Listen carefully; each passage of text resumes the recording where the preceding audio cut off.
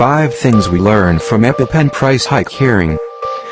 Congress heaped scorn upon the CEO of the drug company that makes the EpiPen treatment during a committee meeting Wednesday. Here's what we learned from Mylan CEO Heather Bresch's testimony and questioning before the House Oversight panel. 1. Solutions are in short supply. Well, this shouldn't surprise you. But hearings like this bring it into full view. The hearing was heavy on rhetoric, light on answers.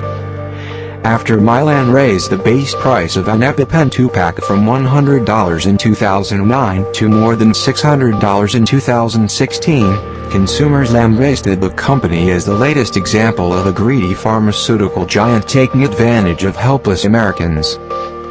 Congress joined the parade. Representative Stephen Lynch, D-Mass, called it disgraceful and disgusting, while Representative Elijah Cummings, D. Maryland, blasted Mylan for seeking to get filthy rich at the expense of our constituents. Lectures were plentiful. Agreement on what to do about it? Not so much. Lynch said the situation illustrates that Medicare needs the power to negotiate drug prices, which some experts have said could help, but there was no substantive discussion of the matter. Others have suggested that the U.S. needs to implement price controls on life-saving drugs. That idea, too, was nowhere to be found. 2. Mylan isn't sorry. Bresch didn't back down. She blamed the complexity of the healthcare system for making it appear like Mylan reaps huge profits on EpiPen. I truly believe the story got ahead of the facts, she said, adding that Mylan makes a profit of $100 per 2-pack. Still, experts say that's a significant profit margin, especially considering that the treatment has barely changed for decades. 3. Heather Bresch thinks her compensation is average for her industry. The Mylan CEO received about $18.9 million in total compensation in 2015, which she was forced to admit during the hearing. Sounds like you're doing pretty well on this, Representative John Mica, R. Florida, said. How does your compensation compare to peers in the industry?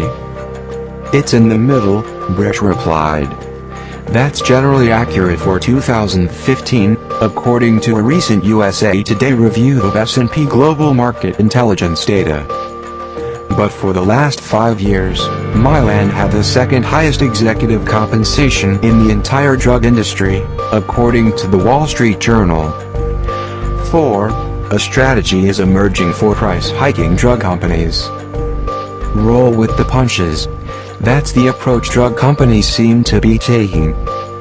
Representative Elijah Cummings, D. Maryland, compared it to Muhammad Ali's rope-a-dope strategy. After taking a few punches, the companies keep on raising their prices, Cummings said. Why? Because, Cummings said, nothing changes. He pointed to similar examples at PharmaBro Martin Shkreli's former company, Turing Pharmaceuticals, and controversial firm Valent Pharmaceuticals, VRX. Shkreli stunned politicos by saying after he refused to testify to the same committee earlier this year that the panel was made up of imbeciles. 5. An EpiPen with longer shelf life may be coming.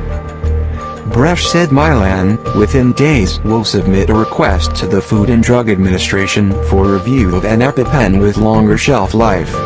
The current version expires in 18 months, she said. The goal for the new version is 24 months.